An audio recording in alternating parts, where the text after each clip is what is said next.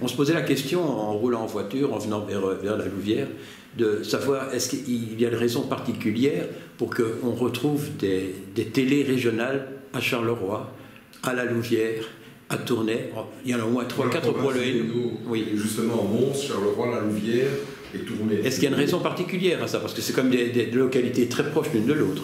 Tout à fait. Mais je pense que l'émergence des télévisions locales, quelle que soit la zone où elles sont nées, a tenu à très peu de choses parfois. C'est une demande citoyenne d'une association, d'un centre culturel. Nous, par exemple, c'est le centre culturel de la Louvière qui a rentré un projet en 82 pour pouvoir disposer d'une télévision locale. Il y avait une pertinence à la Louvière où nous étions un peu coincés entre deux gros pôles que sont Mons et Charleroi. Certains diront 4 télévisions pour le Hainaut, c'est peut-être un peu beaucoup.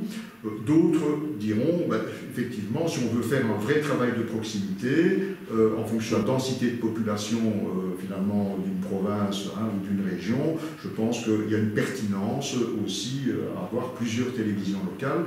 Plus il y en a, et plus chacune va faire un travail pointu. On va dire que ça représente une audience d'à peu près 120 000 personnes, audience occasionnelle et fidèle. Et sans être trop indiscret, les subsides sont octroyés en fonction de l'audimat ou de je ne sais pas. Il n'y a pas de secret, tout ça est public évidemment. Oui. Donc on a pour Antenne Centre, ça représente la subvention de fonctionnement octroyée par la Fédération Wallonie-Bruxelles, représente autour des 530 000 €. C'est très peu en fait. Ce qui est en fait pour fonctionner. Nous fonctionnons, évidemment nous avons aussi des aides à l'emploi, nous faisons de la publicité, donc nous avons des recettes commerciales qui représentent quand même près de 20% de notre budget annuel qui est de 2,7 millions. Est-ce que vous pourriez un jour avoir la possibilité de réaliser des téléfilms ou des choses comme ça? Je ne sais pas moi.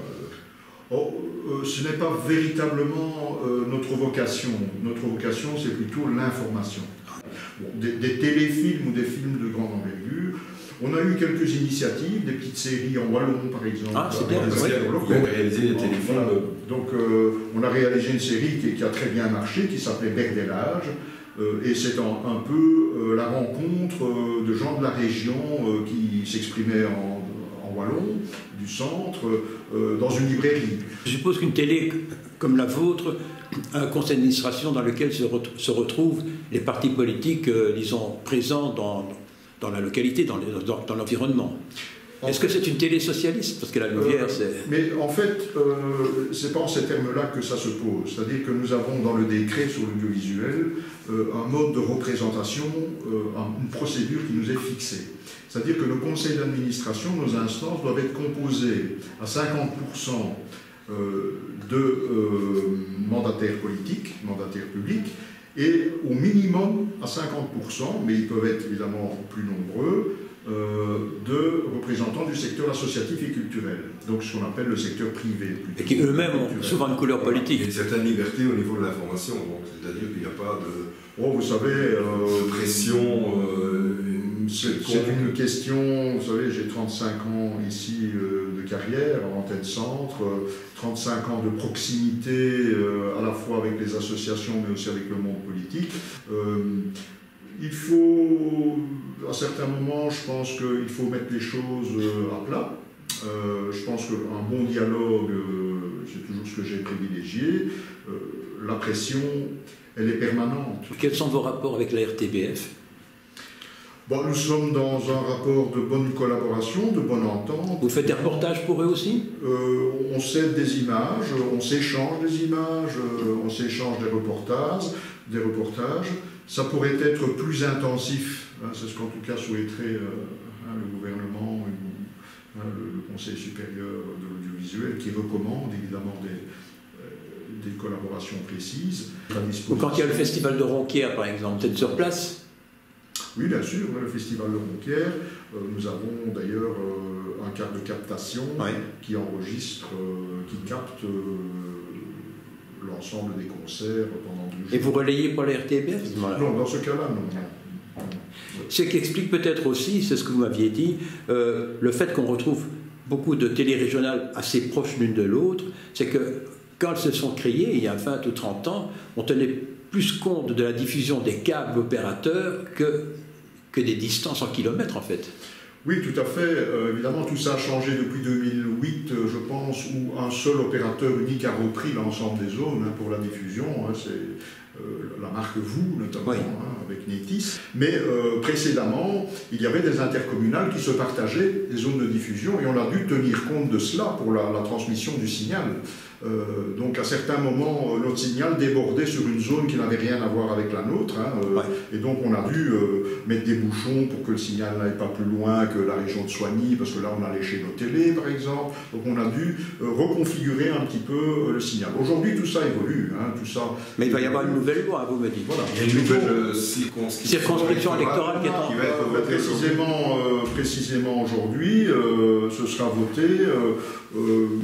Je n'entre pas évidemment dans les détails de ce que ça va occasionner. En tout cas, pour nous, ce que ça va occasionner, c'est en tout cas une plus grande cohérence de ce qu'on appelle la région du centre. Donc une plus grande homogénéité, c'est-à-dire qu'on deviendra véritablement le porte-voix, le ciment, on va dire, de cette région. Ça fera combien de communes? Une dizaine, une vingtaine? Elle va compter officiellement 10 communes. Nous étions précédemment répartis un peu sur 3 arrondissements administratifs. Aujourd'hui, il y a un arrondissement électoral, effectivement, qui va s'appeler Soigny-la-Louvière, et qui sera beaucoup plus homogène que ce que nous avions avant. Mais ça aura une retombée, évidemment, pour ce qui nous concerne. Notamment, certaines communes ne sont peut-être plus couvertes par Antenne Centre, mais par nos voisins. Senef, par exemple. Voilà, Senef reviendra vraisemblablement dans le giron, dans la zone de couverture d'Antenne Centre. Donc nous pourrons, alors qu'aujourd'hui c'est un peu plus difficile, il faut qu'on s'arrange avec nos voisins de Charleroi, nous pourrons aller par exemple couvrir l'actualité de la commune de Senef. Et peut-être qu'il y aura évidemment un échange, une autre commune qui partira vers Charleroi. Donc tout ça va être évidemment en fonction. Est-ce que Ath est considéré comme le centre pour vous? Ath, non, Ath fait partie de la zone de nos télés, mais à une époque, par exemple, lorsque c'était l'intercommunal IGO qui s'occupait du signal audiovisuel, nous avions, par exemple, nous ne diffusions pas sur Soigny. Voilà. Alors que Soigny dépendait de la région du centre. Et ça c'est à l'époque où... Et nous avons récupéré, la diffusion, nous avons dû nous arranger avec le télédistributeur pour qu'ils émettent Antenne Centre uniquement sur Soigny et que Antenne Centre ne soit pas vue par les gens de Tournai. Mais maintenant, ça n'a plus de sens, puisque maintenant, c'est Internet, voilà. Donc aujourd'hui... À la limite, en Chine, on peut vous regarder. Voilà, on a une ouverture, évidemment, déjà de fait par la diffusion sur Internet. Et aujourd'hui, il y a évidemment une demande de l'ensemble des télévisions locales. Il y a un accord officiel entre elles, en tout cas, de pouvoir distribuer chacune d'entre elles sur tout le territoire, en fait.